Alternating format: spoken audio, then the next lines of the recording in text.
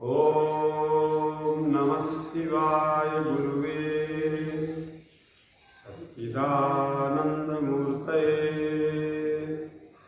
निष्प्रपंचाय शांताय निरालंबाय तेजसे। निरालंबाय तेजसे क्या है? परमात्मा ब्रह्म को अवलंबन से रहित माना जाता है, उसको किसी के सहारे की जरूरत नहीं है। ऐसा है क्या है? शिव तत्व, ऐसा है गुरु तत्व, ऐसा है ब्रह्म तत्व, और ऐसी ही हमारी तुम्हारी आत्मा है।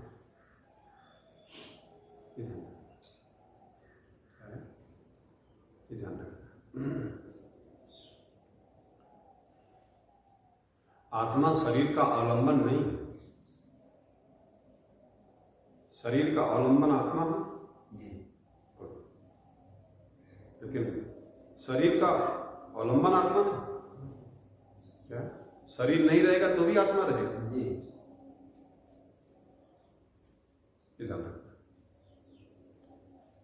तो ब्रह्म के सिवाय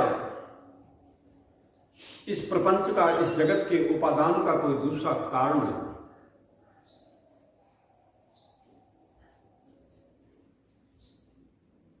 इस कारण से संपूर्ण प्रपंच ही ब्रह्म है और कुछ नहीं है, ऐसा ही कह रहे हैं। जो चीज जिससे बनती है वह उससे अलग नहीं होती ना। बिल्ली को भी समझा नहीं सकते, थोड़ा बात कर।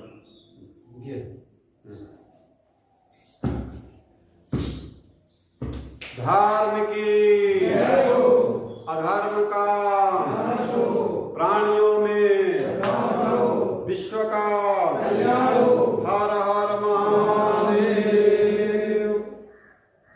नमः पार्वती पते हर हर महादेव। तो आत्मा का ज्ञान होने से ही भ्रांति मिटती है।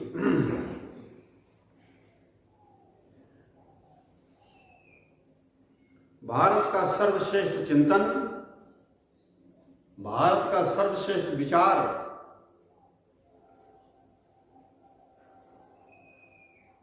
अद्वैत दर्शन है। अद्वैत जिसमें दो नहीं है। दो है ना, दो तो माया से है, तुम और मैं। क्या है? और माया में जगत में दो के बगैर व्यवहार नहीं होगा। गुरु शिष्य होना चाहिए, पत्नी होना चाहिए, पिता पुत्र होना चाहिए। क्या है? जनता सरकार होनी चाहिए, सरकार जनता होनी चाहिए। नौकर मालिक होना चाहिए, सेवक स्वामी होना चाहिए।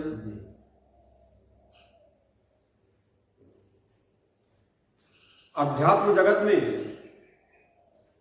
जिस ऊंचाई तक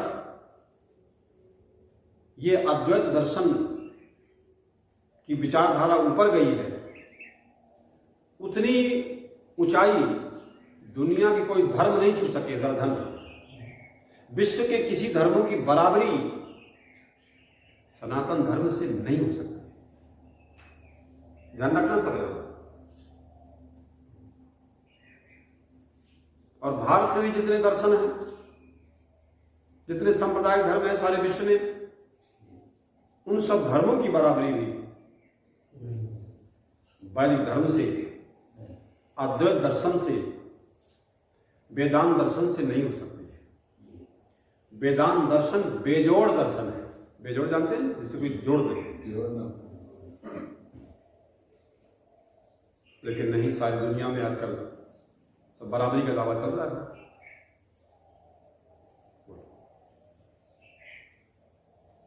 भारत में भी कई मतांतर आ गए, लेकिन टिके नहीं। अद्वैत दर्शन को ही सर्वोच्च, सर्वाधिक महत्व प्राप्त हुआ है। इसी कारण से भारत को जगत गुरु का स्थान प्राप्त हुआ है। जगत गुरु भारत में ही होते हैं। अद्वैत दर्शन वेदांत कुल है, वेद को मानने वाला ही जगत गुरु होता है। वैध धर्म का रक्षण संरक्षण प्रचार प्रसार करने वाले जगत गुरु सारे जगत, और जिसका ज्ञान भाग उपनिषद है। वेदों का जो ज्ञान भाग निकाला गया है वो उपनिषद है। जैसे दूध होता है उसको फिर मंथन करके मक्खन निकाल लेते, घी बना लेते। उपनिषद ज्ञान ही एकमात्र ऐसा ज्ञान है कि सृष्टि रचना का पूर्ण युक्त संगत और वैज्ञानिक स्वरूप प्रस्तुत करता है। यह दर्शन इस प्रकार की बात नहीं करता है कि ईश्वर ने 6 दिनों में सृष्टि बना दी और 7वें दिन उसे विश्राम किया और 7वें आसमान में रहता है ना ये कहता है कि ईश्वर ने सृष्टि बनाई है, और वेदांत ये भी नहीं कहता है कि वो सृष्टि का संचालन करता है। आदि अनेक मत मतांतर आज होते हुए भी अद्वैत वेदांत को ही प्रतिष्ठित किया गया है।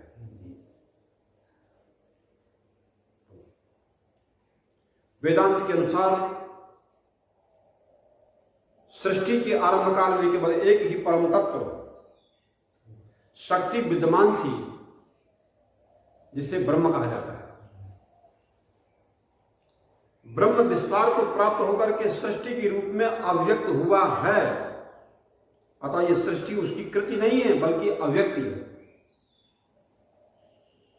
और वही अनेक रूपों में अव्यक्त हुआ। तो सृष्टि के सभी नाम ब्रह्म हुए कि नहीं, और सृष्टि के सभी रूप ब्रह्म हुए कि नहीं?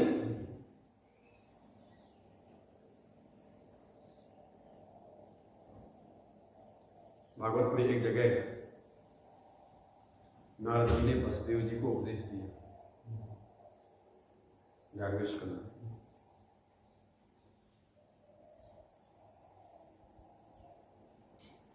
और ये बता दिया कि तुम्हारे घर में तुम्हारा बालक बनकर के श्री कृष्ण रह रहा है।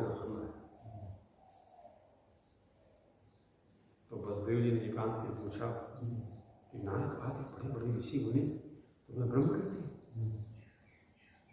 श्री कृष्ण भगवान कहते पिताजी, जैसे मैं ब्रह्म हूं ना वैसा तुम भी ब्रह्म। क्या है ये नहीं कि मैं ही ब्रह्म हूं, ब्रह्म किसी शरीर का अभिमानी नहीं कि मैं ब्रह्म हूं। क्या है? ब्रह्म का बोध जिसको हो गया और उसका ज्ञान जिसको हो गया, और ब्रह्म उससे अलग नहीं रहता और ब्रह्म उससे भी अलग नहीं होता है। घड़े से मिट्टी अलग नहीं और मिट्टी से घड़े अलग नहीं। घड़े की अलग सत्ता कहां है? घड़े की अलग सत्ता मान रहे हैं, अपनी अलग सत्ता मान रहे हैं। यही तो अज्ञान है, यही तो अभिमान है, यही तो गुरु की जरूरत है। क्या है? गुरु बिन भाव निधि तरह न कोई,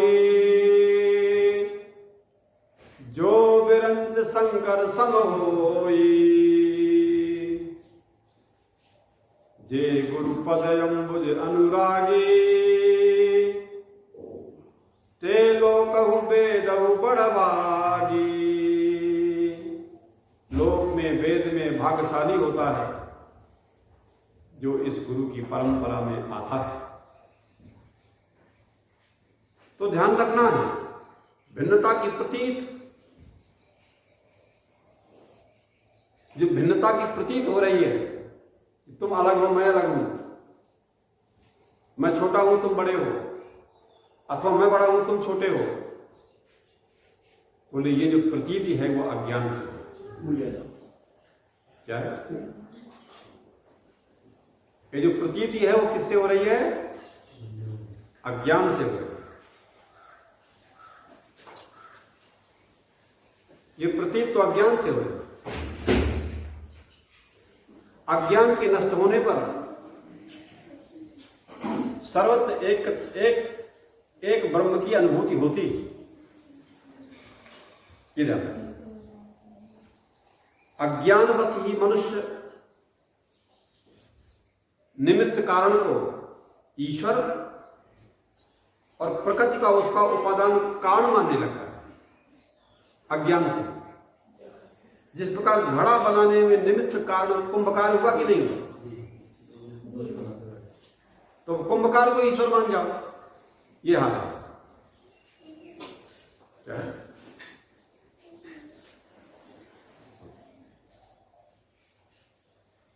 कुंभकार की तरह सृष्टि को बनाया ईश्वर।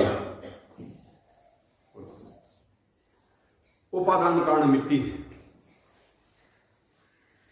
घड़े का उपादान क्या है? मिट्टी। जो चीज जिसमें उत्पन्न होती है, जिसमें रहती है और जिसमें मिल जाती है, उसे बोलते हैं उसका उपादान। तो घड़े का उपादान क्या है? मिट्टी। और जगत का ब्रह्म, जगत का उपादान क्या है? ब्रह्म। उपादान जिससे होते हैं, जो चीज जिससे उत्पन्न होती है उसे उपादान कहते हैं। तो ये कैसे? मिट्टी का घड़ा बिना मिट्टी घड़ा कैसे बन सकता है?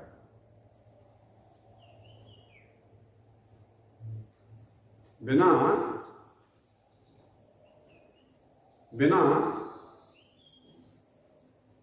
मिट्टी के घड़ा कैसे बन सकता है? कुम्हार कैसे बना सकता है? कुम्हार घड़ा बना सकता है क्या? मिट्टी बना सकता है क्या?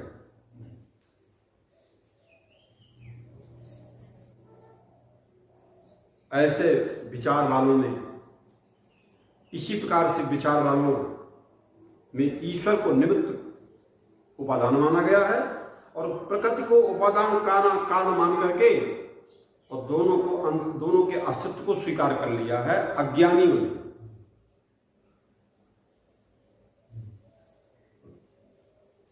कि वो उत्पन्न करने वाला है कुम्हार और घड़ा उत्पन्न हुआ है। सृष्टि उत्पन्न हुई है और उत्पन्न करने वाला ईश्वर है। अज्ञानियों ने अपने आप कल्पना किया है। क्या? अज्ञानी की कल्पना है।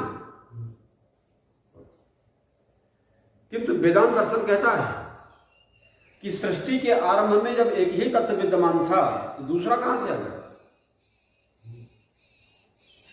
तो ये ईश्वर है, सृष्टि बनाई है, ये जगत है, ये सृष्टि है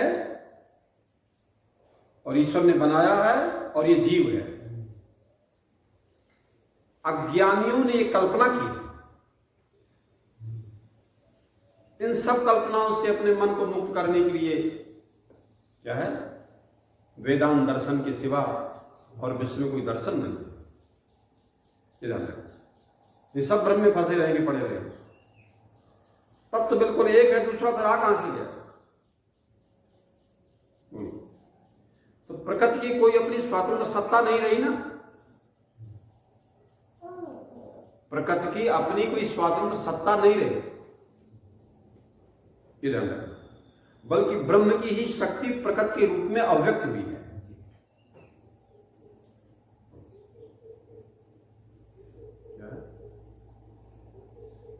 इसलिए हर धर्म पत्नी उसकी प्रकृति मानी जाती है, उसी की शक्ति मानी जाती है। इसलिए हर पत्नी को अपने पति के परायण रहना चाहिए। क्या है? कहीं विरोध करके भागने की जरूरत नहीं है। क्या है? अपने घर में रहते हैं सेवा करते हुए। क्या है? और हर नारी को क्या है? अपने जुड़े रहना चाहिए उनसे। उसी से उनको धर्म अर्थ काम मोक्ष सबकी प्राप्ति होती है। क्या है? उनका तिरस्कार करके किसी तीर्थ में कहीं पूजन पाठ में जाने की जरूरत नहीं। जाए तो आज्ञा लेके जाए, जाए तो सम्मत जाए, दोनों साथ में जाए। नियम तो यही क्या है? तब गृहस्थी अच्छी चलेगी, परिवार अच्छा चलेगा।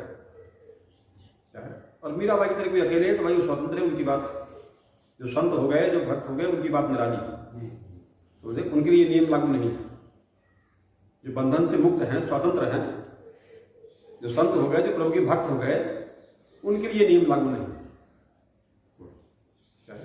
क्योंकि उन्होंने अपना संपूर्ण जीवन भगवान को अर्पित समर्पित कर दिया गया है, तो उनके ऊपर ये नियम लागू नहीं होता। ऐसा वो सब बंधनों से मुक्त हो गए। इसलिए समस्त दृश्य प्रपंच ब्रह्म स्वरूप ही है। जड़ चेतन का भेद तो अज्ञान से मालूम पड़ रहा है, अपने और पराये का भेद तो अज्ञान से मालूम पड़ रहा है, तेरे और मेरे का भेद तो अज्ञान से मालूम पड़ रहा है। उपनिषदों में बार बार ये बात कही गई है, सर्व खल इदम ब्रह्म, बार बार ये बात कही गई, सर्व खल इदम ब्रह्म। इसका अर्थ होता है हिंदी में कि ये सब ब्रह्म है। ब्रह्मायम सर्वम जगत, ये भी बार बार कहा गया है, ब्रह्मायम सर्वम जगत, बोलिए सब जगत ही ब्रह्म और ब्रह्ममय है। और जो चीज जैसी है उसको वैसा समझने का नाम ज्ञान होता है। हमारी समझ ही उल्टी है और यही सब दुख का मूल कारण है। हमारी समझ को सही रखने के लिए और हमें उन गुरुओं के पास जाना पड़ता है। वो जादू टोना जंत मन से काम नहीं बनेगा। क्या मनमानी कहे बैठ गया अनुष्ठान करने के लिए, जब पूजा तो सफल नहीं हो पाओगे, थोड़ा देर रहोगे ध्यान नहीं लगेगा, किसी विचार में स्थिर हो पाओगे। इसलिए प्राचीन काल में गुरुओं की सेवा करते हुए ज्ञान प्राप्त किया जाता था, तो वो ज्ञान स्थिर हुआ करता था। सेवा करने का मतलब है कि हमारे अंदर आपके प्रति अखंड श्रद्धा है, क्योंकि हम अखंड परमात्मा का ज्ञान पाना चाहते हैं। तो पहले हमारे अंदर आपके प्रति अखंड श्रद्धा होनी चाहिए। अखंड श्रद्धा नहीं कि आज बनी कल टूट गई, क्या है 10 साल नहीं टूटी। अखंड माने क्या, जैसे गंगा की धारा अखंड रूप से सागर में गिरती है, ऐसे हमारी सारी मनोवृत्तियां सब परमात्मा को छूती रहे, उसी में जाके मिल जाए। क्या है ध्यान रखना, सारी इंद्रियों की वृत्तियां। तो एकमात्र उपनिषदों का ज्ञान ही ऐसा ज्ञान है जो सृष्टि रचना का पूर्ण वैज्ञानिक प्रस्तुत करता है, फिर ब्रह्म। और उसी को नेह नानास्ति किंचन भी श्रुतियां कहती हैं। ये भी वेदों का महावाक्य है, नेह नानास्ति किंचन। इसका अर्थ होता है कि दूसरी कोई वस्तु बिल्कुल भी नहीं। अब दूसरी वस्तु जो ब्रह्म में प्रतीत हो रही है, तो वेदांत समझाता है और गुरु विशिष्ट को समझाता है कि वो माया है। माया माने जो चीज है नहीं लेकिन दिखाई पड़ रही है, उसका नाम माया है। व्यवहार करो आसक्ति को छोड़ करके, समझदारी से, इसके अलावा कोई दूसरा रास्ता नहीं। व्यवहार करो लेकिन सच्चाई समझ लो, क्या तो भय मिट जाएगा, दुख भी मिट जाएगा, शोक मिट जाएगा, पाप ताप सब मिट जाएंगे सच्चे ज्ञान से। नहीं पीछे लगे रहेंगे, ध्यान रखना। क्या है तत्वमसी, गुरु उपदेश करता है तत्वमसी, तुम भी वही हो। और ईशावास्यमिदं सर्वम, ये संपूर्ण जगत आच्छादित है परमात्मा से। क्या है आच्छादित है। भेदभाव की असत्यता बताई गई है अपने शास्त्र में कि भेदभाव तो असत्य है, भेदभाव असत्य है। ईश्वर सर्वव्यापी है, आत्मा सर्वव्यापी है। इस प्रकार कहने से व्याप्त और व्यापक का भेद हो जाता है। इस सृष्टि में 2 तत्व हैं। आत्मा किसी दूसरे तत्व प्रकृति में व्याप्त है, इससे तो प्रकृति की स्वतंत्र सत्ता सिद्ध हो जाएगी ना। तो हमारे यहां प्रकृति की स्वतंत्र सत्ता नहीं होती है। क्या है इधर उसी की सत्ता में अपनी सत्ता को मिला देना होता है। जैसे पति परायणा नारी अपने पति के घर जाने के लिए अपने मायके बंधु बांधव भाई बंधु को सब कुछ छोड़ करके आती है, त्याग करके आती है, वहां की सत्ता को छोड़ती है और यहाँ पति की सत्ता से एक हो जाती है, तो दोनों एक हो जाते हैं। 2 रह के भी एक होते हैं, छोटे बड़े नहीं, अच्छे बुरे नहीं। क्या है और तू में बना रहेगा तो वहां झगड़ा रहेगा। अगर उनमें तू में बना रहेगा कि तू ऐसी है और मैं ऐसा हूं, तो झगड़ा रहेगा। तो ये झगड़ा कौन मिटाएगा? उसी झगड़ा को मिटाने के लिए तो हम यहां आश्रम बनाए। झगड़ा कौन मिटेगा? यही तो मिटेगा। और यहां नहीं मिट पाएगा तो कहीं नहीं।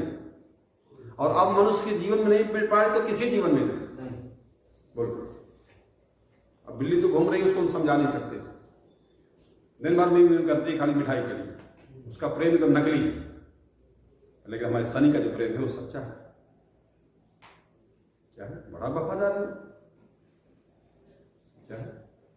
वो देखते हमको दौड़ पड़ता है मिलने के लिए। ये आत्माराम खींचते हैं अपनी ओर, लेकिन उसमें डबल ताकत जाती है, खींच के छोड़ कर ले जाता है। स्वामी से मिलने को नहीं रोक सकते हो। स्वामी हमारा है और हमको मिलने का अधिकार है।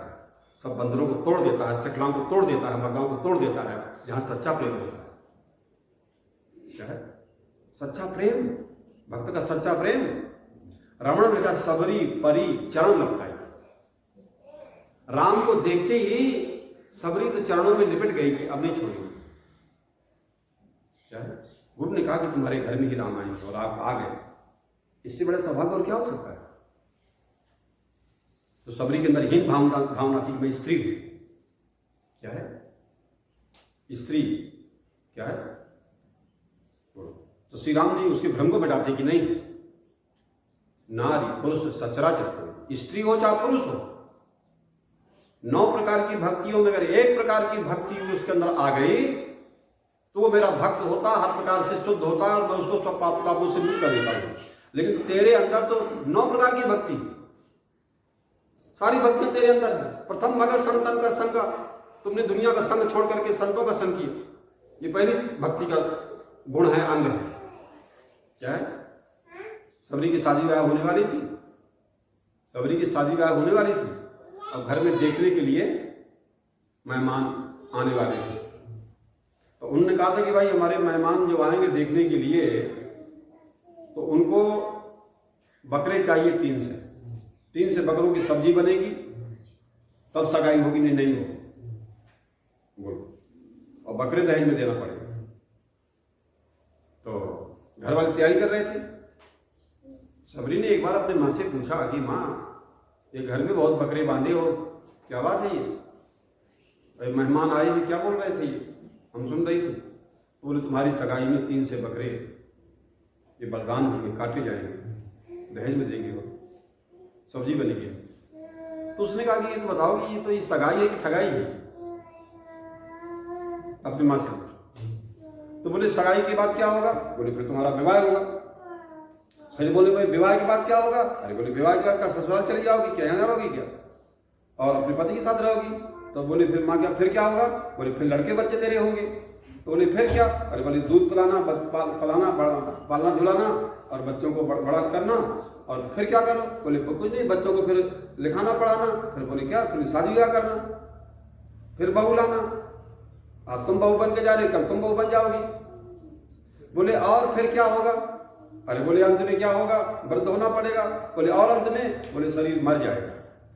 बोले जब सब मर ही जाना है अंत में क्या है, तो ये सब झंझट में हम क्यों पड़ेंगे? सबरी का पूर्व जन्म का संस्कार जिसका होता है तब कोई ऐसा नर नारी बोल सकता है। सबके अंदर ये हिम्मत नहीं है कि अगर आदमी ऐसी बात को सोच सके, इसके अंदर त्याग आ जाए। संबंधों को, भोगों को, उपाधियों को छोड़ने की हिम्मत जिस नर नारी के हृदय में आ जाती है, हमारे शास्त्र उसका बहुत वर्णन करते हैं, उसके भाग्य का वर्णन करते हैं। बोले उसका भाग्य का उदय हुआ है, जन्म जन्मांतर के भाग्य का उदय होता है, तब व्यक्ति के अंदर सबके बिना रहने की इच्छा हो जाती है। क्या है कि हम ईश्वर के बिना नहीं रहेंगे, सबके बिना रहेंगे।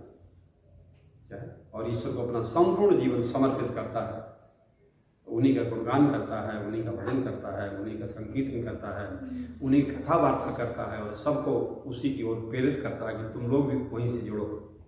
काम करते हुए, धंधा करते हुए, व्यापार करते हुए, अपना सर्विस नौकरी करते हुए, खेती किसानी करते हुए और ईश्वर से जुड़े रहो। क्या है? इस भगवान का आश्रय लेते रहो, वो मूल है। तो इसी प्रकार से और उपनिषदकार जो बार बार कहते हैं,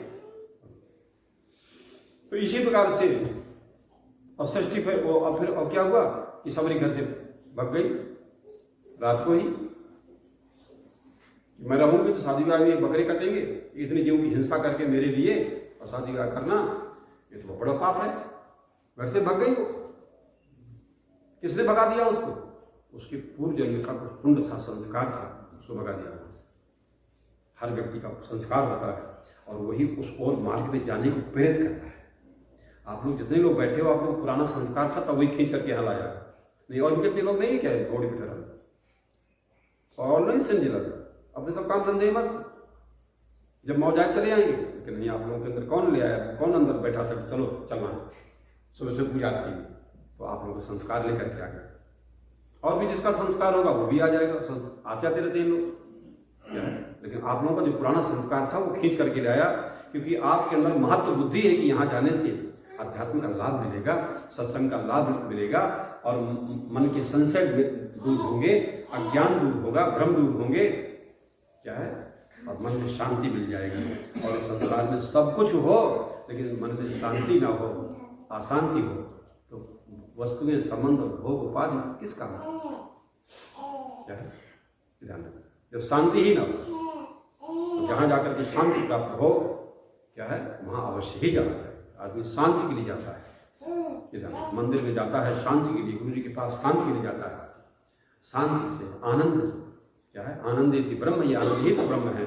तो दुखों से अलग होकर के सुख दुख से परे एक आनंद होता है, और आनंद होता है ब्रह्म, क्या है, आत्मा का सहज गुण होता है आनंद। दुख आत्मा में है नहीं, अज्ञान से दुख का अनुभव हम कर लेते हैं। आनंद तो आत्मा का स्वरूप है, और हम तुम सभी आनंद में रहना चाहते हैं, क्या है, तो सब दुखों से मुक्त होकर के आनंद में रहना है। तो निश्चित बात है कि अपनी ब्रह्मता का और ज्ञान तो करना ही पड़ेगा, इसीलिए गुरु की परंपरा चालू होती है। तो ये ध्यान रखना है कि सृष्टि में दो तत्व हैं,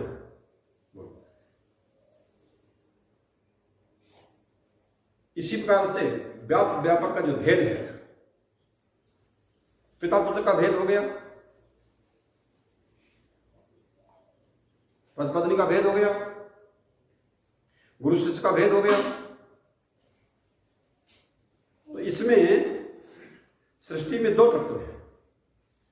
आत्मा किसी दूसरे तत्व से व्याप्त है, तो प्रकृति की स्वतः सत्ता सिद्ध होती है, किंतु उपनिषद कहते हैं कि नहीं, जो कुछ है आत्मा है और कुछ नहीं। पुत्र भी क्या है, आत्मा है, और पिता भी आत्मा है, पति भी आत्मा है और पत्नी भी आत्मा है, गुरु भी आत्मा है और शिष्य भी आत्मा है। ये फिर व्यापक का भेद कैसे माना जाए, ये भेद ही मिथ्या है। ये जो भेद है वो मिथ्या है, केवल प्रतीत हो रहा है, भेद है नहीं है, खाली मालूम तो ही पड़ रहा है ना कि मैं अलग हूं तुम अलग है, प्रतीत हो रहा है, भेद मालूम पड़ रहा है। ये भेद अज्ञान के कारण ही ज्ञान होता है। जिसने आत्मा को नहीं जाना वही भेद बुद्धि का निर्णय कर लेते हैं। भेद बुद्धि का निर्णय कर लिया, और भ्रांति का निराकरण, भ्रांति का समाधान ज्ञान से ही हो सकता है। और कौन ज्ञान, स्कूल में जो ज्ञान जिन्होंने दिया है और जिन्होंने लिया है, उस ज्ञान से इस अध्यात्म ज्ञान का कोई संबंध नहीं है। उन सब देने लेने वालों में अभिमान रहता है, और वो सारे के सारे ज्ञान देने लेने वाले क्या होते हैं, वो सर्विस नौकरी के लिए होते हैं, पेट पालने के लिए होते हैं। क्या है, अगर तनख्वाह में कोई स्कूल जाएगा, शिक्षक बोलो जल्दी बताओ, कोई पढ़ाएगा कि हड़ताल कर देंगे कि तनख्वाह और बढ़ाओ और बढ़ाओ। तो हम भी कभी हड़ताल करेंगे क्या? अध्यात्म ऋषि मुनि गुरु हड़ताल करेंगे क्या? इतने पैसे दो, नहीं हम तुमको ज्ञान नहीं देंगे, या दक्षिणा में तेरे चढ़ाओ, नहीं नहीं, हड़ताल नहीं करेंगे ना। बोलो, यहाँ सारे कार्य श्रद्धा से होते, और सरकार के कार्य श्रद्धा से नहीं होते, वहाँ वेतन निश्चित है कि शिक्षक का क्या है, प्रधानाचार्य क्या है, जिलाधिकारी का क्या है, जिलाधिकारी निरीक्षक का क्या है, एमएलए का क्या है, सांसद क्या है, राष्ट्रपति क्या है, प्रधानमंत्री क्या है, डीआईजी क्या है, आईजी क्या है, पुलिस के सिपाही का क्या है, हेड कांस्टेबल का क्या है, सब इंस्पेक्टर का क्या है, इनका सबका निर्देशन किया गया। उनका वेतन उनको टाइम से देना पड़ेगा, और नहीं वेतन देंगे तो सेवा बंद हो जाएगा, कोई नहीं करेगा। ये ध्यान रखना। भारत के ऋषि मुनि आध्यात्मिक गुरु क्या है, वेतन लेकर के ज्ञान नहीं देंगे, धन लेके ज्ञान नहीं देंगे, वो तो सिर्फ अपनी श्रद्धा से समर्पण करता है। उनके हृदय में भाव पैदा हुआ तो श्रद्धा से अपने आप अर्पण करता देता है। दक्षिणा श्रद्धा से दी जाती है, तनख्वाह श्रद्धा से नहीं चलती कि इस महीने में और दिया, उस महीने में और दिया, और उसको और दिया, उसको और दिया, ये नहीं चलेगा। पूरी प्रदेश में एक जैसा रहेगा। और केंद्र में है तो फिर केंद्र की नीति है तो फिर पूरे देश में कैसे चलेगा। जो केंद्रीय विद्यालय, जो केंद्रीय सर्विस नौकरी हैं, उनमें सारे देश में कहीं भी कोई हो, लेकिन सब समान वेतन रहे, और प्रदेश अपना अपना अलग निर्धारित करता है, उसको अधिकार इधर रखना। तो भ्रांति का निराकरण ज्ञान से ही हो सकता है, अन्य कोई उपाय नहीं। और मनुष्य तो भ्रांतियों में जी रहा है। मनुष्य जो जी रहा है ना, एकदम भ्रम में जी रहा है। तो हम तुम लोगों के भ्रम को मिटाना चाहते हैं। भ्रम को बढ़ाएंगे नहीं, पहले भ्रम में डाल करके, हम ही पहले भ्रम में डाल करके और फिर भ्रम को मिटाएंगे। क्या है, भ्रम में तो पड़े है ही हो, पर और भ्रम में थोड़ा डाल देंगे, क्या है, और फिर भ्रम से मिटाएंगे। तो आरोप मत लगाना कि आपने तो भ्रम में और डाल रहे हो, तो आप भ्रम से कैसे मुक्त करो। क्या है, मालूम पड़ जाए कि हम भ्रम में हैं, लेकिन अपने भ्रम को न समझ करके, निज भ्रम नहीं समझे अज्ञानी और प्रभु मोह धरे लटकन, और अपने भ्रम को समझना नहीं चाहते। गुरु जी को कहोगे तो कि यही तो भ्रम में है, हमारा भ्रम क्या मिटाएंगे। जैसे गरुड़ जी को हो गया कि क्या है, हाँ, राम जी ब्रह्म कहाँ है, तो शंका हो गई कि ये नाग फांस में बांध लिया जब मेघनाथ जी, तो अपना नहीं मिटा पाए तो हमारा भ्रम क्या मिटाए। क्या है, उसको भी शंका हो गई, सेवक को, गरुड़ जी को, क्या है, उनके। तो इसी प्रकार से मनुष्य कई प्रकार की भ्रांतियों में जी रहा है। भ्रांति एक नहीं, कई प्रकार की होती है। और ये भ्रांति, भ्रम जिसे बोलते हैं, क्या है, और को और समझ लेना। जो चीज जैसी है उसको वैसा ना समझना, और को समझ लेना।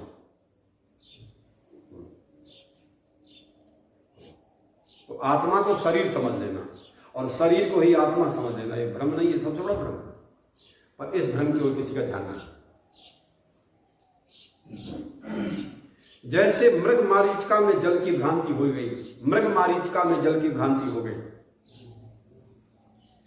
अब एक बार जब भ्रांति हो गई, क्या है, और जब वहां मृग जाता है तो वहां जल तो है नहीं, फिर दौड़ता है वहां, अब जहां से आया वहीं को फिर दिखाई पड़ता है, और दौड़ते दौड़ते मर जाता है। लेकिन जो समझदार होगा, एक बार दौड़ लेगा तो कहेगा ये सब भ्रम है। कौन दौड़ेगा? तो संसारिक विश्व भी दौड़ेगा नहीं। जीवित रहने का अधिकार उसको भी है, वो भी खाए पिएगा, पानी पिएगा, जीवित रहेगा, आहार उसको भी मिलना चाहिए। क्या है, इधर में। लेकिन भ्रमवश होकर के दौड़ेगा नहीं। टहलना, दौड़ और भाग और चलने में अंतर होता है। तो इंद्रधनुष क्या है, इंद्रधनुष को वास्तविक मान लेना। इंद्रधनुष दिखाई पड़ता है ना, तो इंद्रधनुष को वास्तविक मान लेना। कभी कभी आकाश में गंधर्व आदि बन जाते हैं, कभी कभी आकाश में ये महल बन जाते हैं बादलों से, एकदम वैसे दिखाई पड़ता है। और चाहे जो कल्पना कर लो कि ये इंद्र है, ये है, वह हाथी है, घोड़ा, सब दिखाई पड़ने लगता है। और रात्रि में जब हम चलते हैं तो मार्ग में अंधेरे में किसी सूखे ठूंठ में भूत की भ्रांति हो जाती है। भूत है वह नहीं, लेकिन भूत दिखने लगता है, ये तो भूत है। तो अगर तुम लोग हम भूत देखने लगे तो तुम्हारा भूत कैसे होता है, पहले तो बता। बोलो, जिनसे भूत उतरना है, अज्ञान उतरना है, अगर उन्हीं में अज्ञान की कल्पना कर ली जाएगी, क्या है, तो आखिरकार कैसे काम बनेगा। तो मनुष्य समझ का भयभीत होना। अब भूत समझ करके आदमी भयभीत होता कि नहीं होता? ठीक है। अब वो कई लोगों से बताएगा कि भैया वहां भूत है, अब वहां से जितने लोग निकलेंगे तो उनको भी भूत ना होने पर भूत दिखने लगेगा। मन का कहा न मानिए, मन है पक्का भूत। मन, हमारा मन ही भूतकाल का चिंतन करते करते भूत बन जाता है। किसी ने बताया कि वहां भूत रहता है, अब उस रास्ते में चलेंगे तो भूत दिखने लगता है। मन में भूत आ गया, और मन में आ गया तो उसने बताया था कि वहां भूत है, जरूर भूत होगा। और जिसने सुना नहीं कि यहाँ भूत है वो निकल जाएगा, उसी पर तो भूत नहीं दिखाई पड़ेगा। ऐसा क्या? तो अंधेरे में भूत आज से भयभीत होना, ये सारी भ्रांतियां जितनी भी हैं स्पष्ट दर्शन के द्वारा, अद्वैत दर्शन के द्वारा दूर हो जाती है। इस प्रकार द्वैत की भ्रांति व्यापक की भ्रांति, कर्ता भोक्ता की भ्रांति, क्या है? मैं उत्पन्न करने वाला हूं और मैं उत्पन्न हुआ हूं, ये दोनों भ्रांति है ना। मैं उत्पन्न हुआ हूं और मैं उत्पन्न करता हूं, मैंने पिता, दोनों भ्रांति। मैं पिता हूं, पुत्र हूं, भ्रांति। तो इसी प्रकार से मिट जाती है। इसलिए उपनिषदों का आश्रय लेना चाहिए और अन्य अज्ञानियों की बात पर विश्वास नहीं करना चाहिए। क्या है? अन्य अज्ञानियों की बात पर विश्वास नहीं करना चाहिए। श्रुतियों के आधार पर अपने अज्ञान को दूर करना चाहिए। और जो श्रुति का विरोध करे, श्रुति विरोध सब नर नारी जो श्रुति का विरोध करे, क्या है? ऐसे गुरु नहीं हो सकते जो श्रुति का ही विरोध करे। क्या है? और न्यायाधीश भी तो संविधान के अनुसार निर्णय देगा। तो आचार्य गुरु भी तो वेद को प्रमाण मान करके ही तो उपदेश करेगा। और जो वेद को प्रमाणिक नहीं मान रहे हैं या उन्हीं की निंदा कर रहे हैं, क्या है? तो उनसे कोई समाधान नहीं होने वाला है। अशांति होती है, झगड़े बढ़ेंगे और संघर्ष हो रहे हैं और भ्रम फैला रहे हैं समाज में, राष्ट्र में, विश्व में। ऐसी शक्तियां हैं जो विश्व में अशांति फैला रही है। अपने ही मनोविकारों के कारण, क्या है? अपने ही मनोविकारों के कारण हम परेशान होते हैं और दूसरों पर आरोप करते हैं। इसलिए अगर हम सुधरेंगे नहीं, अपने को सुधारेंगे नहीं, तो हमारा और आगे आने वाली परंपरा कैसे सुधरेगी? क्या है? तो इसलिए पहले अपने को सुधारना पड़ेगा। ये ध्यान रखना है। श्रीमन नारायण नारायण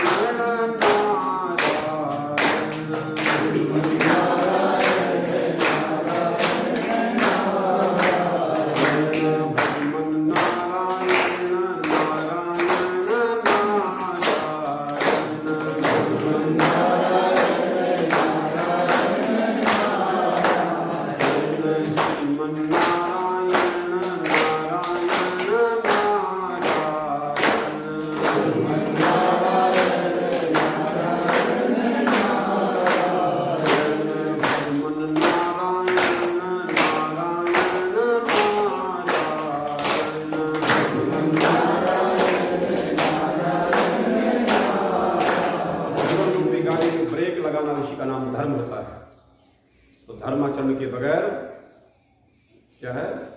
चरित्र की शुद्धि नहीं हो सकती है। और यदि हमारा चरित्र शुद्ध नहीं होगा तो शांति नहीं मिल सकती है। क्या है? गाड़ी मोटर चलाते हैं तो कहाँ ब्रेक लगाना है, इसका भी तो ध्यान रखना जरूरी है। शास्त्रों ने रोक लगाई है। क्या है? रोक लगाई है। माता पिता गुरुजन रोक लगाते हैं और उस रोक को हम नहीं लगा पाते तो संसार में अशांति होती है, एक्सीडेंट होते हैं। क्या है? स्वयं दुखी होते हैं, दूसरों को दुखी करते हैं। श्रीमन नारायण नारायण नारायण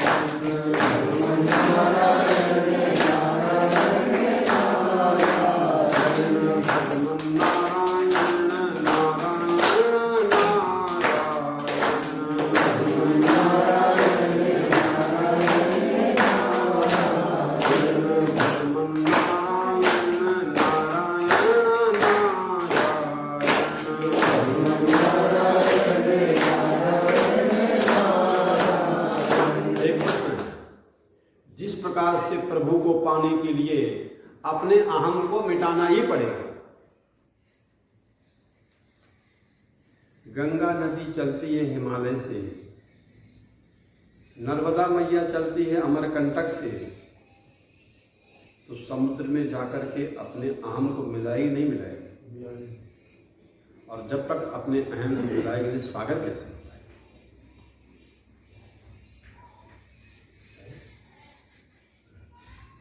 इसी प्रकार से क्या है, जो अपने अहम को मिला नहीं पाता वहीं झगड़े ज्यादा होते हैं। क्या है, नारी यदि मिला ना पाई अपने पति में तो झगड़े रहे, और पति उसको स्वीकार ना कर पाए कि कैसे भी हो अपनी, कैसे भी हो है तो अपनी, कैसे भी हो लेकिन है अपनी, अब उसको स्वीकार करना है, उसका आदर करना है, तब घर गृहस्थी चलेगी।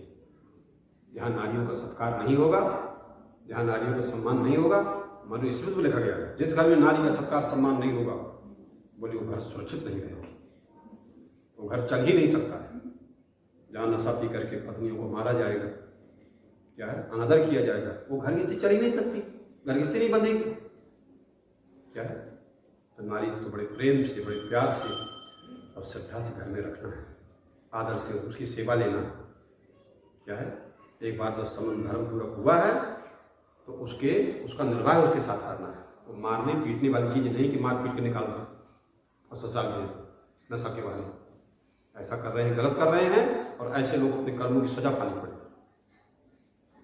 अभी भी सुधार का समय है, सुधार लो। क्या है, और अपने परिवार में ठीक से रहो, परिवार का आदर करो और अपनी आदत पूरी संभाल लो, बस हो गया भजन। क्या है, अपनी जो बुरी आदत है सुधार लो और भजन हो गया। नारी को भी अपने पति परायण में रहना।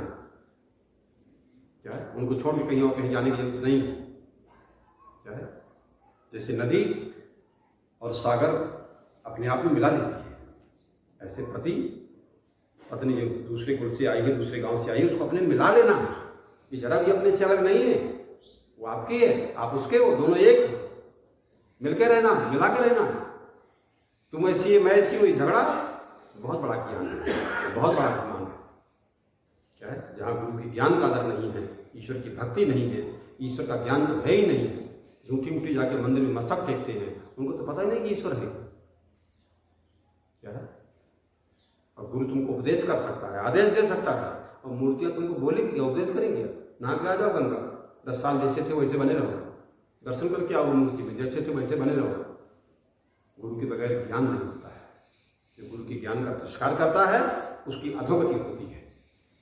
क्या है, उसकी नीच गति होती है, और जो ज्ञान का आदर करता है वही ऊंचे बढ़ता है, वही आगे बढ़ता है। शास्त्रों में ऐसा लिखा गया है। क्या है, कि घर में जो अपनी स्त्री का अनादर करता है, मारता पीटता है, बोले उससे संसार में नीच कोई दूसरा नहीं होती। घर की स्त्री चलेगी नहीं, कौन बेटा रहेगी वहां पर? स्त्री रत्न है, ईश्वर ने स्त्री को बनाया ऐसा है। नारी विष्णु माया प्रकट, भगवान विष्णु उसमें स्त्री बन गए, इतनी मोहक बन गए कि लोग उनके आकर्षण फंसे रहे। क्या है, तो जब सेवा करोगे प्रेम से, उसको आदर दोगे, तब तो आप घर में रहेगी ना वो लक्ष्मी बनकर, नहीं कौन रहेगी? तो गाली देने का अधिकार, मारने का अधिकार किसी पुरुष को, किसी आदमी को नहीं है। अपनी पत्नी की तरफ ध्यान रखना। अगर ऐसे करते हैं तो बहुत बड़ा पाप करते हैं, और उनकी पापों की सजा उसको पानी पड़ती है। फिर हर नारी को अपने बचने का अधिकार है, तो उसको कोर्ट के जरिए जाना पड़ता है, तलाक देना पड़ता है। क्या है, कैसे पति को हम छोड़ देंगे जिसके अंदर हमको संभालने की शक्ति नहीं है, आत्मसात करने की शक्ति नहीं है, अपने में पचाने की शक्ति नहीं है। फिर उसे जब हम उसको पचा लेते हैं अपने में, तो किसी उसके गुणदोष का हम विवेचन नहीं करें। प्रेम से हम जिसको अपना लेते हैं, जो हमारे भक्त हो गए, वो अच्छी है, बुरी है, गुणदोष हैं, वो गुणदोषों से ऊपर होता है प्रेम। क्या है, जब प्रेम से हम उसको अपना लेते हैं तो फिर हम उसको अच्छी बुरी नहीं देखते। ध्यान रखना, उसमें अच्छी बुरी कल्पना करना और अच्छा बुरा बताना ये सब झगड़े की जड़ है और यह ज्ञान है। जहाँ प्रेम होता है वहाँ गुण दोषों से ऊंचा उठा रहता है प्रेम। दोष होने पर भी आदमी छोड़ता नहीं, उसका नाम प्रेम होता है। क्या है इधर गुण दोषों क्या है, सारे दोष, सारे दोषों को मिटा देता है तो सच्चा प्रेम। जो सच्चा प्रेम होता है, जो भगवत प्रेम होता है, जो आत्मिक प्रेम होता है, आत्मा का प्रेम होता है, वो सब दोषों से ऊपर उठा हुआ है। वहां दोषों की सत्ता ही नहीं, वहां दोष की कल्पना नहीं। ये अज्ञानी और अभिमानी ही उनमें दोष की कल्पना करते हैं। ध्यान रखना।